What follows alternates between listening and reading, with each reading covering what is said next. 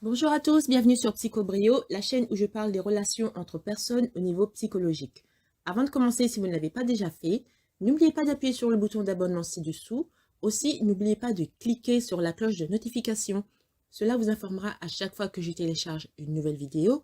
Ainsi, vous ne manquerez de rien. Donc aujourd'hui, nous allons passer à la quatrième et dernière partie de ma série sur l'hypergamie. Pour résumer en bref, l'hypergamie, c'est la faculté de se marier avec quelqu'un qui est d'une position sociale élevée à la sienne. Donc ça, c'est la quatrième partie. J'ai pris du temps pour la mettre parce que j'ai été super occupée. Comme vous le savez, en ce moment, je suis au Mexique. Vous pouvez me suivre un peu. Regardez ce que je poste dans ma page communauté. Je poste parfois des images, etc. Et je poste aussi des vidéos short sur le paysage mexicain, ce qui se passe au Mexique, etc. Donc, je suis très occupée et vous allez peut-être entendre des bruits parce que là, c'est tôt le matin, tout le monde se réveille. Ne vous alarmez pas, c'est tout à fait normal. Dans les précédentes vidéos sur l'hypergamie, j'ai parlé de ce qu'est l'hypergamie, la définition, les avantages de l'hypergamie, les inconvénients. Et dans la quatrième partie, cette vidéo, on va parler du bon équilibre à avoir au sujet de l'hypergamie. Parce qu'il y a des avantages, mais il y a aussi des inconvénients. Donc, quel est le bon équilibre? Pour y arriver, nous allons parler de différents points. Nous allons parler de exactement 7 points à considérer en ce qui concerne l'équilibre à avoir en ce qui concerne l'hypergamie. Le premier point, c'est la réflexion sur soi. Rappelez-vous de mon exemple. Marjorie veut devenir hypergame. Elle vient d'un milieu qui est très très misérable, pauvre, et elle veut rencontrer un homme qui, lui, vient d'une condition qui est meilleure que la sienne. Donc, comment est-ce qu'elle peut entreprendre l'idée de l'hypergamie d'une manière équilibrée? D'abord, il faut réfléchir sur soi, s'auto-analyser, s'auto-critiquer. Quelqu'un comme Marjorie, qui veut devenir hypergame, doit d'abord prendre le temps de réfléchir à ses motivations et à ses attentes. Elle doit se demander pourquoi est-ce qu'elle valorise certaines qualités ou attributs chez son éventuel partenaire.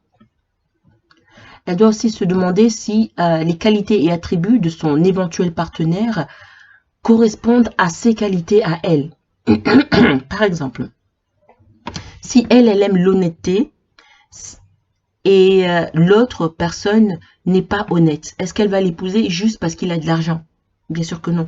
Si elle a une qualité qu'elle aime en particulier chez elle-même, voire même chez son futur partenaire, mais que cette qualité, son futur partenaire ne l'a pas, est-ce qu'elle va quand même l'épouser? Désolée, ma voix est en train de partir, je sais pas trop. J'ai pas très bien dormi, donc ma voix n'est pas très bonne, mais je vais quand même continuer la vidéo avec une voix un peu bizarre, donc ne vous alarmez pas. Il y a par exemple aussi la discipline des enfants. Il y a l'art et la manière de discipliner les enfants. Si son idée de discipliner, c'est discipliner avec douceur, mais l'autre, c'est discipliner d'une manière violente, est-ce qu'elle va se marier avec un homme comme ça? Parce que c'est quelqu'un qui va... L'idée ici, c'est que si vous êtes un homme qui a des valeurs complètement différentes, comme j'ai dit par exemple sur la discipline des enfants, vous voulez discipliner vos enfants en douceur, mais lui, il veut les tabasser.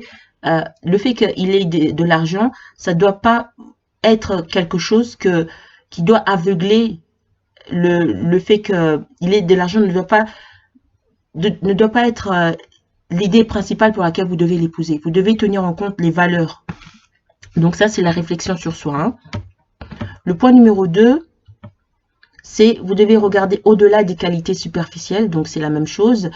Bien qu'il soit naturel d'être attiré par certaines qualités ou attributs chez quelqu'un, il est important de regarder au-delà des facteurs superficiels. Donc vous devez considérer l'importance de la compatibilité émotionnelle. Si c'est quelqu'un qui est colérique, même s'il est super méga riche, vous allez avoir une vie misérable. Ça aussi, il faut en tenir en compte. Donc, le point numéro 3, c'est évaluer la compatibilité. Le point numéro 4, c'est vous devez considérer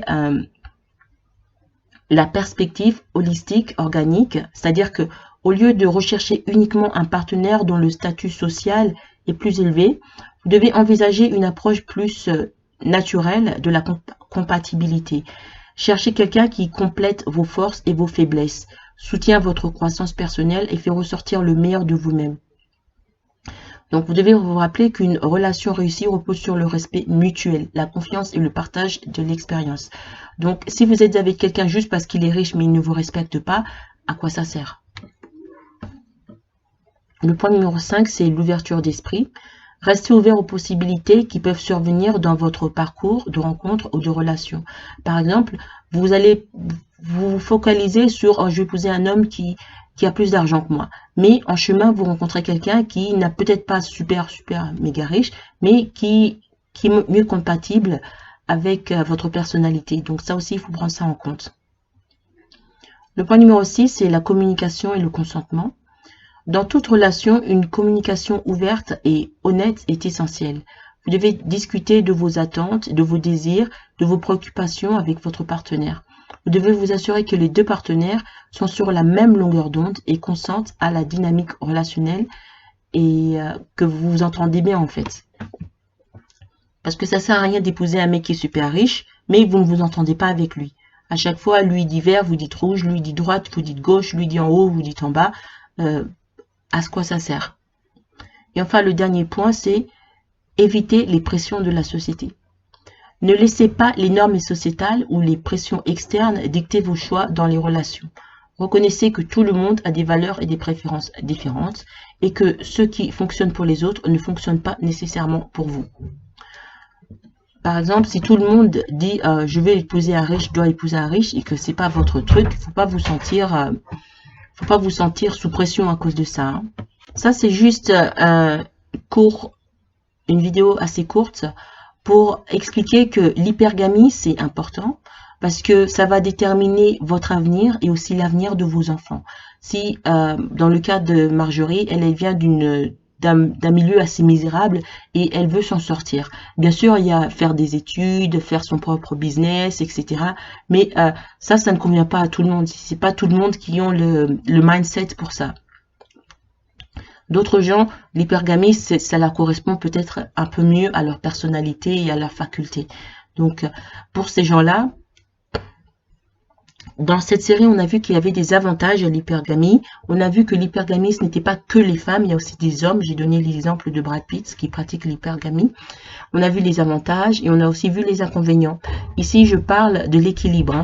Donc, l'équilibre, ça veut dire ne pas être aveuglé juste par l'argent, ne pas être aveuglé juste par la position sociale que vous allez avoir.